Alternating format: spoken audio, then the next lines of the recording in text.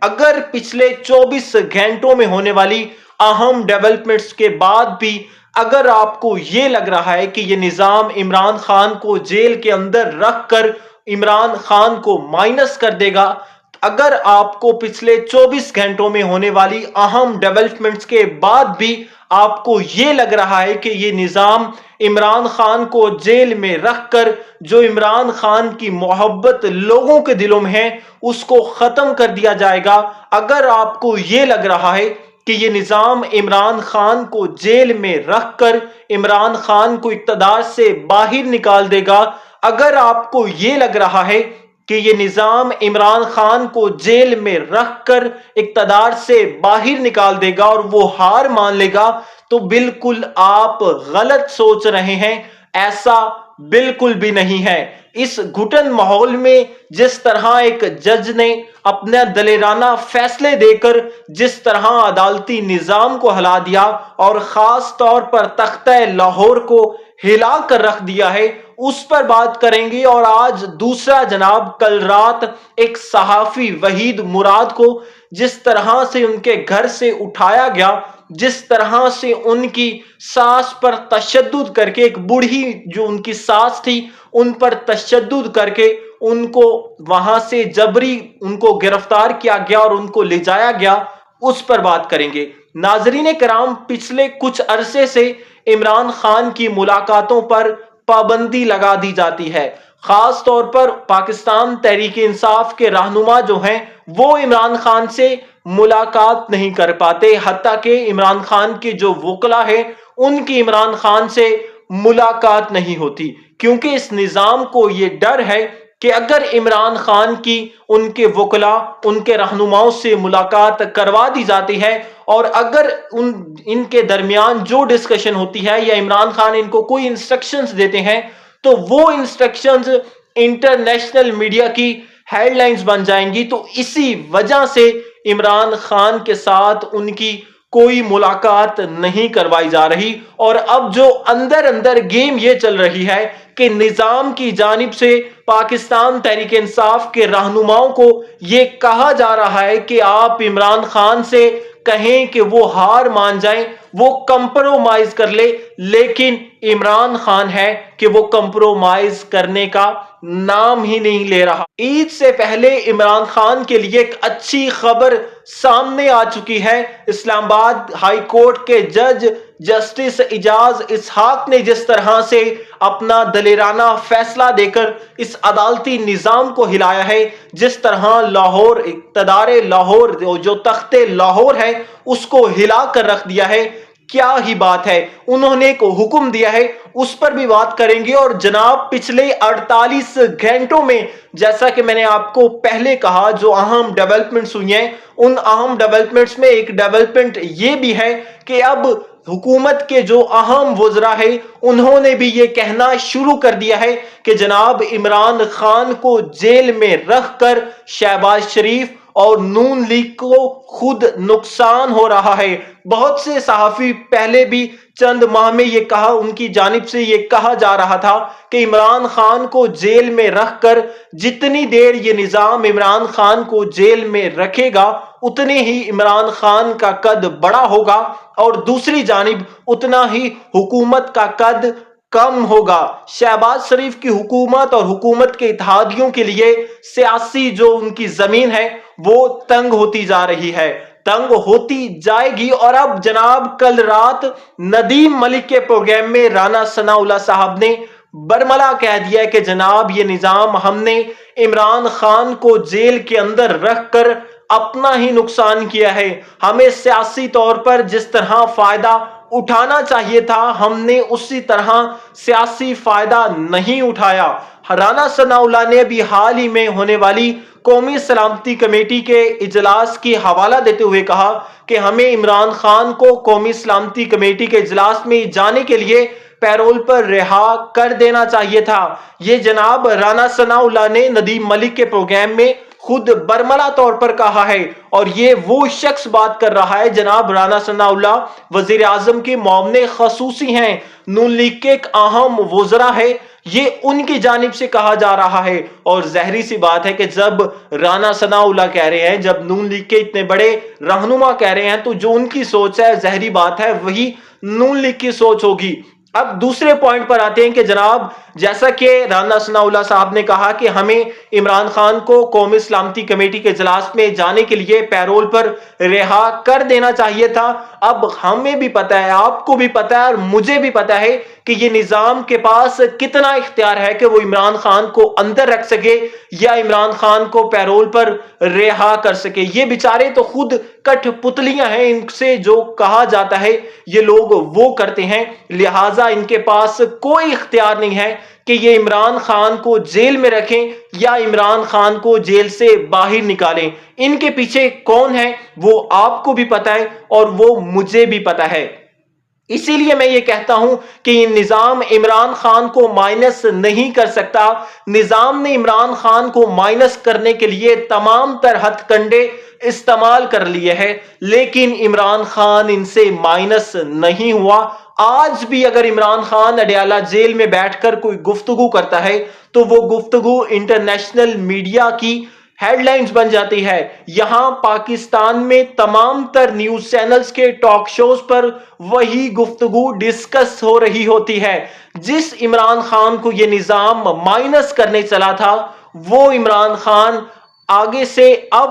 زیادہ طاقتور ہو چکا ہے، اور عمران خان اب ان کے لیے وہ لوہے کا چنا بن چکا ہے جو ان سے نہ چبایا جا رہا ہے اور نہ ہضم کیا جا رہا ہے۔ ابھی پچھلے ہفتے اسلام آباد ہائی کورٹ کے جج جسٹس اعجاز اسحاق خان نے ایک معاملہ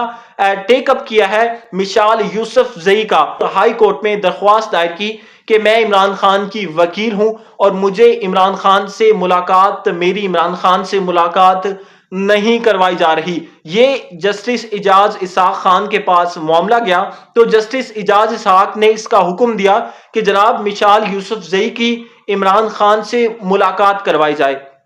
جبکہ اس کے بنیادی اس کے دوسری طرف مشال یوسف زئی کی عمران خان سے کوئی ملاقات نہیں کروائی گئی۔ جو اڈیالہ جیل کی انتظامیہ کی جانب سے مشال یوسف زئی کی عمران خان سے کوئی ملاقات نہیں کروائی گئی۔ اس کے بعد جسٹس اعجاز اسحاق خان نے اپنے جو کلرک تھی، ان کا نام سکینہ بنگش تھی، ان کو نومینیٹ کیا کہ جناب آپ عمران خان سے ملاقات کریں اور عمران خان سے پوچھیں کہ کیا آپ مشال یوسف زئی سے ملاقات کرنا چاہتے ہیں۔ اس کے باوجود بھی اڈیالہ جیل کی انتظامیہ کی جانب سے سکینہ بنگش کی بھی عمران خان سے کوئی ملاقات نہیں کروائی گئی۔ یہ ہے جناب یہاں اس ملک میں ایک جسٹس نے کو حکم دیا ہے کہ جناب آپ عمران خان سے ان کی ملاقات کروائیں، لیکن ان کی عمران خان سے کوئی ملاقات نہیں کروائی گئی۔ تو یہاں جیل انتظامیہ پر جو ان کی عدالتی حکم نہ مانے پر توہین عدالت لگتی ہے، لیکن کیوں جناب، کیوں نہ لگے؟ کیونکہ ان کے پیچھے ایسے لوگ ہیں۔ وہ کون لوگ ہیں ان کا میں ذکر نہیں کرنا چاہتا۔ اس کے بعد جناب عمران خان کی ملاقاتوں کے حوالے سے جتنے بھی کیسز تھے، جتنے بھی تمام تر کیسز تھے ملاقاتوں کے حوالے سے جسٹس اعجاز اسحاق خان کے پاس، وہ تمام کیسز جسٹس سرفراز ڈوگر کو منتقل کر دیے گئے ہیں۔ یہ وہی جسٹس سرفراز ڈوگر صاحب ہیں جن کو یہ نظام لاہور سے اسلام آباد لے آیا تھا، اسلام آباد پر مسلط کیا تھا، یہ وہی جسٹس سرفراز ڈوگر ہیں۔ اب جس حکم کا یا جس فیصلے کا میں نے اپنے ویڈیو کے سٹارٹ میں ذکر کیا تھا کہ اس گھٹن جیسے ماحول میں جہاں تمام عدالتی نظام کو جکڑ لیا گیا ہے، کچھ ایسے بھی ججز موجود ہیں جو اس نظام کو اپنے دلیرانہ فیصلے کے عدالتی نظام کو ہلا کر رکھ دیتے ہیں۔ تو جناب یہ وہ حکم ہے جس پر جسٹس اعجاز اسحاق خان نے کہا کہ جناب جو جتنے بھی میرے سے تمام تر کیسز میرے سے لے کر سرفراز ڈوگر کو منتقل کیے گئے ہیں، انہوں نے کہا کہ اگر جسٹس سرفراز ڈوگر میرے کولیگ نہ ہوتے تو ان پر بھی توہین عدالت لگا دیتا۔ تو جناب سرفراز ڈوگر صاحب، جسٹس سرفراز ڈوگر توہین عدالت کے مرتکب ہو چکے ہیں۔ یہ جناب کیسے ہو سکتا ہے کہ ایک چلتا ہوا کیس، ایک دوران سماعت کیس آپ ایک جسٹس سے لے کر، ایک جج سے لے کر دوسرے جج کو منتقل کر دیں؟ ایسا تو آج تک نہیں ہوا، اور یہ انہوں نے کیوں کیا ہے؟ یہ حکومت میں آئے اپنے تمام تر کیسز ختم کرنے کے لیے، یہ حکومت میں آئے نیب کو ختم کرنے کے لیے، یہ حکومت میں آئے جو ان پر تمام اپنے کرپشن کے کیسز تھے وہ معاف کروانے کے لیے، اور اب بھی جناب انہوں نے ایسا ہی کیا کہ اپنے مرضی کے ججز لگا کر اپنے مخالف جتنے بھی ان کے خلاف کیسز تھے یا عمران خان کے حق میں یا خلاف جتنے بھی کیسز تھے ان کو جناب اپنی مرضی کے چیف جسٹس ججز صاحبان کے حوالے کر دیا کہ تاکہ جناب وہ اپنی مرضی کے فیصلے کروا سکیں۔ دوسرا جناب کل رات کو جس طرح وحید مراد صاحب کو ان کے گھر سے اسلام آباد G8 سے ان کے گھر میں سے جس طرح سے ان کو جبری طور پر گرفتار کیا گیا، جس طرح سے ان کی بزرگ ساس پر تشدد کر کے ان کو وہاں سے گرفتار کیا جاتا ہے، 3 ڈالے آتے ہیں جن میں سے جناب سیول کپڑوں میں ہوتے ہیں، کالی وردیاں انہوں نے پہنی ہوتی ہیں، ماسک انہوں نے پہنے ہوتے ہیں، جس طرح سے انہوں نے وحید مراد صاحب کے گھر کا دروازہ توڑ کر ان کو جناب جس طرح سے ان کی گرفتار کیا ہے، اور گرفتار کر کے آج جس طرح سے ان کو عدالت میں پیش کیا جاتا ہے، جناب ایک صحافی کو جب وحید مراد صاحب کو عدالت میں پیش کیا جاتا ہے تو ان کے ہاتھ پہ ہتھ کڑیاں لگی ہوتی ہیں۔ یہ آپ لوگ اندازہ لگا لیں کہ ایک پاکستان کا صحافی ہے جس کا کوئی قصور بھی نہیں ہے، اس کا صرف قصور یہ ہے کہ وہ ان کے خلاف بولتا ہے، وہ ان سے سوال پوچھتا ہے، وہ ان سے جواب مانگتا ہے، صرف اس کی بنیاد پر وحید مراد صاحب کو گرفتار کیا جاتا ہے۔ اب وہ گرفتاری کیسے پڑتی ہے جناب؟ رات گئے تقریباً 1:30-2 کا ٹائم ہوتا ہے، تمام جناب یہ جو بڑے لوگ ہیں جن کو اب میں جن کا ذکر نہیں کرنا چاہتا وہ وحید مراد صاحب کے گھر آتے ہیں، دروازہ نوک کرتے ہیں، پوچھتے ہیں کہ جناب ہم افغانیوں کو ڈھونڈ رہے ہیں۔ وحید مراد صاحب نیچے آتے ہیں، دروازہ نہیں کھولتے، ان سے کہا جاتا ہے کہ ہم افغانیوں کو ڈھونڈ رہے ہیں، تو وحید مراد صاحب نے کہا کہ میں افغانی نہیں ہوں، آپ میرا ID چیک کر سکتے ہیں۔ وحید مراد صاحب نے دروازے کے نیچے سے اپنا ID کارڈ ان کو دکھاتے ہیں کہ جناب یہ دیکھ لیں میں پاکستان کا شہری ہوں، میرے پاس پاکستانی نیشنلٹی ہے، CNIC ہے میرے پاس پاکستان کا، لیکن ان کو تو انہوں نے جو وحید مراد صاحب کو گرفتار کرنا تھا، لہٰذا وہ جناب وحید مراد صاحب کو دروازہ توڑ کر ان کو گرفتار کرتے ہیں، اور جب ان کی ساس اور وحید مراد صاحب گھر میں اس وقت رات کے موجود ہوتے ہیں، ان کو ان کی ساس پر جس طرح سے تشدد کر کے ان کے ہاتھ سے موبائل لیا جاتا ہے، وحید مراد کے اپنا ان کا وائلٹ، ان کے 2 موبائلز ان کو لے کر اپنے قبضے میں کر وحید مراد کو جس طرح لے جایا جاتا ہے، اور جس طرح ان کے جب وحید مراد صاحب کی گرفتاری ہوتی ہے تو ان کے کلیگ کو پتہ چلتا ہے کہ جناب وحید مراد صاحب کی گرفتاری ہوئی ہے، رات گئے ان کے گھر میں ڈالے آئے ہیں، لیکن جب وہ موقع پر ان کا کلیگ پہنچتا ہے وہ ویڈیو بنانے کی کوشش کرتا ہے کہ جس طرح اس کے ساتھ تشدد کیا جاتا ہے، ان کو آپ دیکھ سکتے ہیں، میں ساتھ ویڈیوز بھی چلا دوں گا کہ جس طرح سے ان کی آنکھ کے پیچھے، یہاں پر، بازو پر، ٹانگ پر جس طرح سے تشدد کے نشان ہیں، واضح طور پر دیکھا جا سکتا ہے کہ یہ نظام کس طرح سے کہا جا رہا ہے کہ جناب ہم یہ ہیں، ہمیں پتہ ہے کہ جناب وہ کس طرح سے ان کو اور کنہوں نے گرفتار کیا ہے۔ پھر رات گئے جناب ان کو گرفتار کیا جاتا ہے، اور آج تقریباً 2 بجے اسلام آباد کی عدالت میں ان کو پیش کیا جاتا ہے، اور پیشی کے دوران وحید مراد صاحب نے جو انکشافات کیے ہیں وہ بڑے لرزہ خیز ہیں۔ وحید مراد صاحب کہتے ہیں کہ مجھے گرفتار کرنے کے بعد 1 گھنٹے کی ڈرائیو کروا کر مجھے اسلام آباد سے باہر لے جایا جاتا ہے، میرے منہ پر کالا کپڑا ڈال دیا جاتا ہے اور مجھے ایک جگہ منتقل کر دیا جاتا ہے، اور وہاں باری باری 15 سے 20 لوگ آتے ہیں جو مجھ سے پوچھتے ہیں کہ بھائی تم کیا کرتے ہو، میری فیملی کا مجھ سے ڈیٹا لیا جاتا ہے، مجھ پر تشدد کیا جاتا ہے، سارا ڈیٹا لے کر، اور بعد میں سارا یہ پری پلان کر کے، سارا پلان کر کے، اس پر تشدد کر کے، سارے سوالات جوابات پوچھ کر ان سے کہا جاتا ہے کہ آپ نے احمد نورانی صاحب کی ایک ویڈیو یا ایک پوسٹ شیئر کیا، اس حوالے سے آپ نے شیئر کیا، تو آپ نے کس کے کہنے پر کیا؟ وحید مراد صاحب نے کہا تو میں تو خود ایک جرنلسٹ ہوں، میرا تو یہ کام ہے جو مسائل ہیں ان کو ہائی لائٹ کرنا، ان کو شیئر کرنا، تو میں نے تو کسی کے کہنے پر نہیں کیا۔ ان پر مزید تشدد کیا جاتا ہے،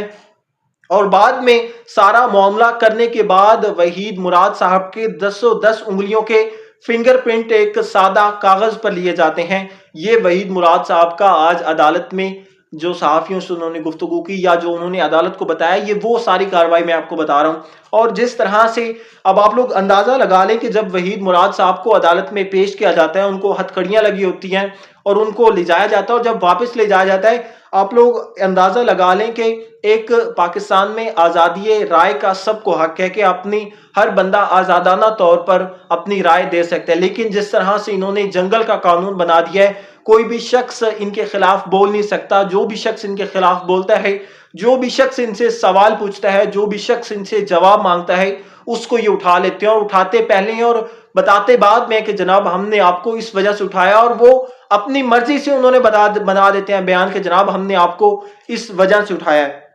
خیر، جب ان کو عدالت میں لے جایا جاتا ہے، ساری کارروائی ہوتی ہے، وحید مراد صاحب کو 2 دن کا جسمانی ریمانڈ جناب جج صاحب دے دیتے ہیں۔ اور جناب وہ ایسا سارا معاملہ یوں ہے کہ وحید مراد صاحب نے عدالت میں جج صاحب کو ساری کارروائی بتائی کہ جناب ایسے ایسے آئے ہیں، مجھ پر تشدد کیا، میری ساس پر تشدد کیا، میرے گھر میں گھسے، دروازہ توڑا۔ آگے سے جج صاحب کہہ رہے ہیں اچھا ایسے ہوا ہے، یہ ہوا ہے، وہ ہوا ہے، اور بعد میں خود جناب جج صاحب 2 دن کا جسمانی ریمانڈ دے دیتے ہیں۔ اب معاملہ سب کچھ یہاں ہوتا ہے کہ ایک اور بات، جب وحید مراد صاحب نے آج عدالت میں بتایا کہ جب مجھے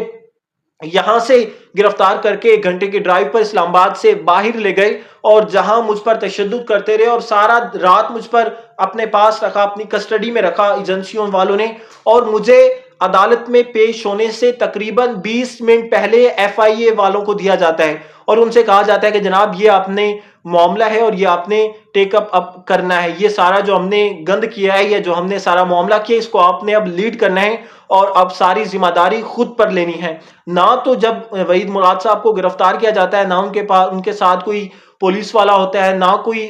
سارے تمام جناب سیول میں کپڑوں میں ملبوس ہوتے ہیں اور ان کو وہاں سے گرفتار کرتے ہیں۔ اور ٹھیک 20 منٹ پہلے جب ان کو عدالت میں پیش کیا جاتا ہے، ٹھیک 20 منٹ پہلے FIA والوں کو دیا جاتا ہے، اور FIA والے ایک من گھڑت FIR بنا کر، مقدمہ بنا کر جج صاحب کے سامنے پیش کرتے ہیں۔ اور ان پر کیا کیا جاتا ہے کہ جناب، اب میں آپ کو جو بات بتا رہا تھا وہ بات یہ تھی کہ جب